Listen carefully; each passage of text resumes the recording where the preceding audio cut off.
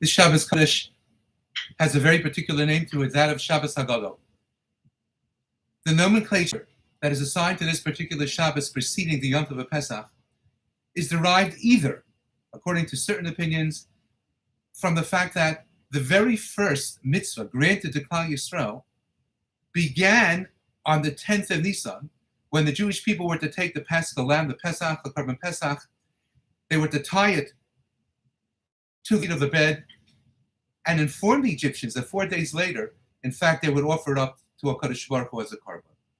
And therefore, since a gadol normally is defined as an individual, either a young man of 13 years and a day or a young woman as 12 years and a day, receiving the obligation, responsibility of mitzvos, so too Klal Yisrael became a great nation, a nation of godless, a nation that had come of age on the 10th of Nisan in the year of Yetzias Mitzrayim. A second possibility that is offered is that much as we spend the entire day of Yom Kippur effectively in shul, davening to Kadosh Baruch Hu, engaging in tshuva, the Shabbos preceding Pesach is known as Shabbos HaGadol because we go and we daven, we come home and we eat, and then we go back to shul somewhere in the afternoon in order to listen to the words of the local rav. And therefore, many Jews over the generations consider the Shabbos to be a very long Shabbos, a very long day, because I was in shul, and then I was in shul again, not only in the morning davening, but then in the afternoon, listening to a rather longer shiur, longer drasha given by the rabbi than I'm accustomed to. A third possibility is that it's based upon the haftarah that is chosen for this week, in which the Navi Malachi concludes his words that Hinei Anochi Shalach Lachem Es Eliyahu Hanavi. HaKadosh Baruch Hu says, "Behold, I am sending to you Eliyahu Hanavi, Lifnei Bo Yom Hashem Hagadol V'Hanora, before the day of God, the day when everyone will recognize my presence arrives, that great day, that wondrous day." And therefore, since the arrival of Eliyahu precedes the coming of Mashiach, therefore, as the pasuk says, Yom HaGadol, Hanora, we refer to this Shabbos in which we read the words of the Navi Malachi as Shabbos HaGadol. I'd like to suggest a fourth possible answer this year, and that is, what is the true taich, the true definition of godless of a gadol? The true definition of a gadol, I believe, is a person who understands that he has reached the age of responsibility. Normally, it means responsibility to our Kadosh Baruch Hu, but it means no less responsibility bein adam lachaveiro, to our fellow man.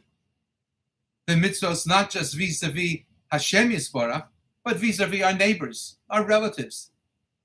And when we speak of godless, we mean an individual who is willing to place himself second when recognizing the very great importance of the relationship at hand that requires at times one to be second fiddle to the first fiddle of the other party in the relationship itself.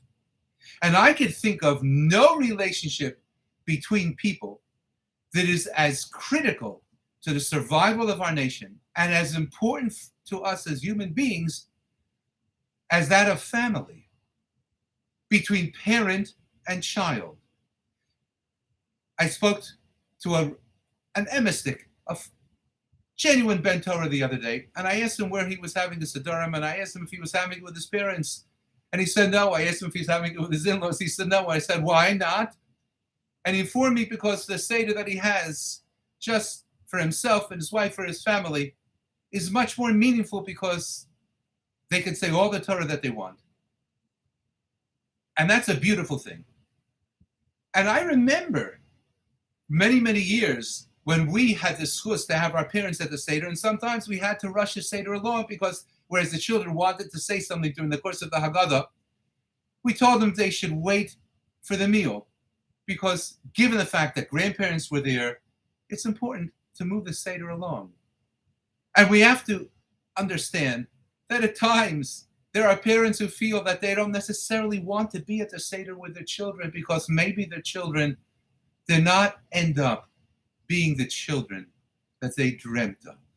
And the Seder that they have is not necessarily exactly the Seder that they dreamt their children would have, and the Seder that they as grandparents and parents can one day sit at with endless nachas. And I thought to myself, what is the greatness of that Yom HaGadol v'Hanorah? V'heishiv levavos abonim v'levanim alavosam. The greatness of that day will specifically be that the relationships between parents and children will be strengthened. And children who are fortunate enough to have parents alive that could be at their Seder should make certain that those parents or grandparents are at their Seder. And they should make certain that they are at the Seder of their parents. And parents who are fortunate enough, or grandparents who are fortunate enough to have children, or einiklach, or grandchildren, should be smart enough to play second fiddle, if need be, in order to be present at the Seder of their children or their grandchildren. What a Yom Gadol the night of Pesach is. What a Yom Gadol the Shabbos preceding it is. And speaking of that relationship, that is the most important relationship that we have, to achieve and succeed with the continuity of Klal Yisrael, giving over all that's important to us in our hearts and our minds in discussion at the Seder itself, but understanding that so many times in life, parents are so patient with children, children need to learn to be patient with parents. And at times, parents have to place children first, and at times, children have to place parents first. And when we do so, why, that will be the greatest day of all. And the Kadosh Baruch Hu undoubtedly will be ready to bless us with the coming of Mashiach Tzidkenu and the arrival of Eliyahu HaNavi. Have a wonderful Shabbos.